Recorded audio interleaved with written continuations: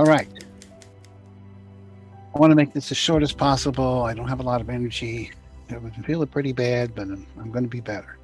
Um, what I want to do is first off share the screen with you here. And this is these are the resources that I wanted to show you. The textbook is, you read chapter 1, everything that I talk about is in there. Second item is I have a sample first paragraph and the stages of thought for the summary, along with the MLA formatting. If you click on this link right here, you will find it. I'm going to show it here in a minute as well. So I'm going to create a screencast from Zoom, and it'll be below when I'm done. Okay. All right, let me stop sharing here. Let's go back. Let's just look at the preview of how to write a summary. Okay, so this preview, this checklist is in the back of your book. Easy peasy. And this tells you what to do. And I'm going to walk through this and tell you what I did. And I may add a few more. I may expand this to a full draft over the weekend. I'm not sure. It depends on what you do. But that's basically it. The whole book is summed up in the last 2 pages. That's inside, the outside, the cover, the inside cover, and the back, and the page before that. So what we've been doing is we've been reading this carefully for a while now.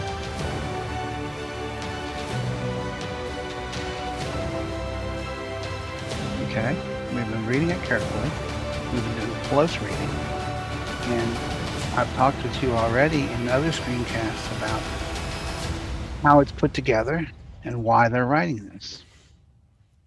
And this rereading part here is you're reading it for a purpose. And in this case, you want to look up the stages. You want to figure out what the stages of thought are and what the key ideas and terms are. In other words, what's the purpose of this thing? What do they really want to get done?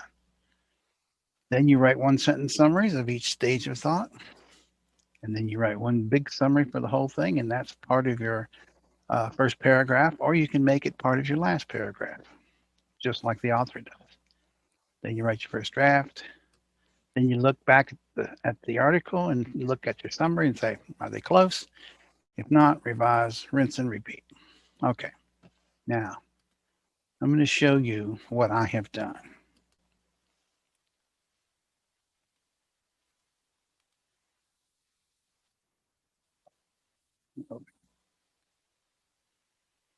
Okay. First item is MLA formatting. This is how it works. You go look up here and you click on, and it's going to be different for yours because something, you use something else. But up here in the header and footer, you'll have a page number, and you click on that and you set it up. And the way this works is, you'll notice that's page 2, and that's page 1. It's automatically paginated. So you have to do it that way to get the automatic pages. It's very frustrating. I know. You'll figure it out. The next thing is the formatting for MLA. And that's it right there. It's simple. Your name, student name, professor name, class, and date.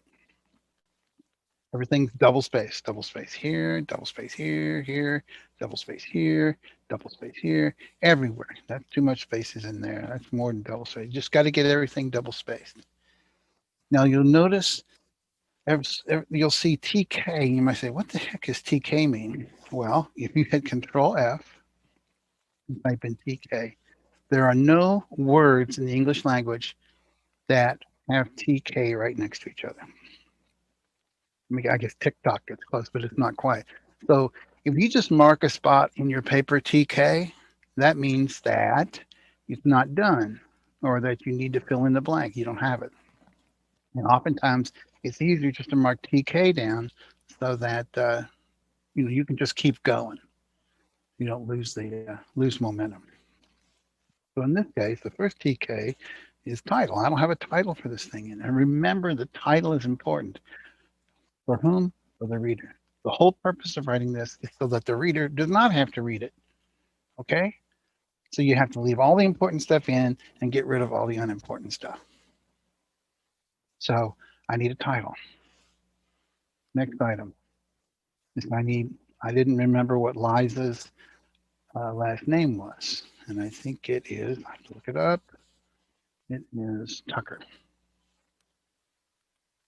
So I'm going to put that in.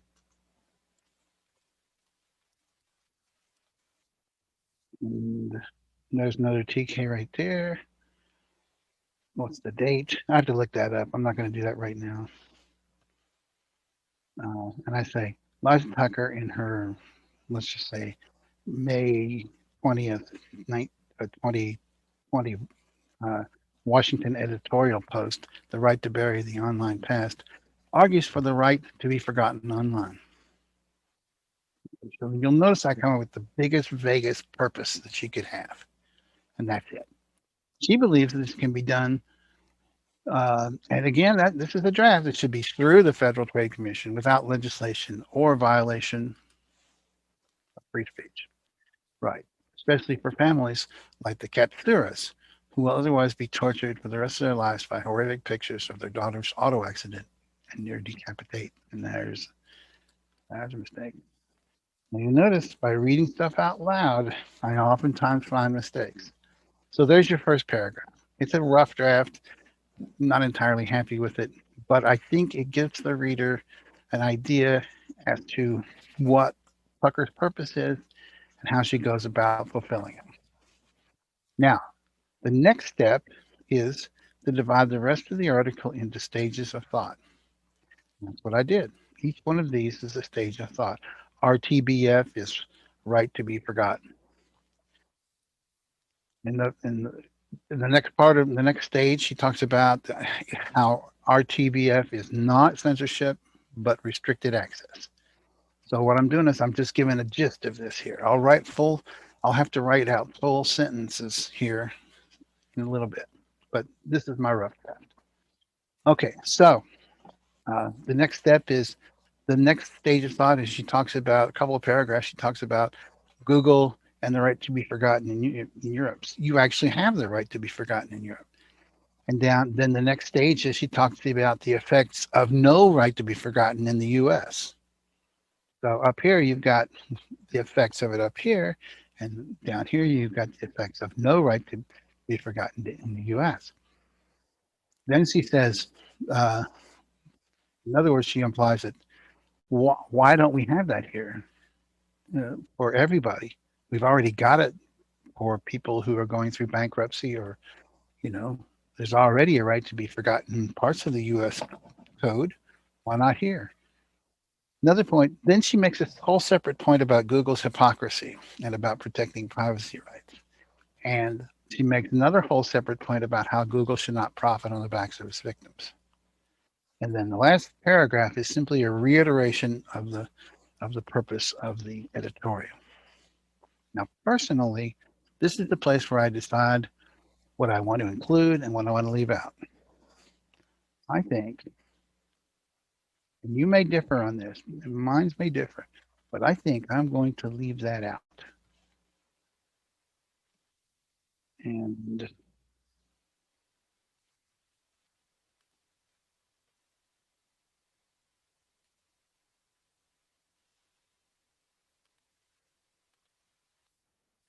that way I don't have to write a summary about it.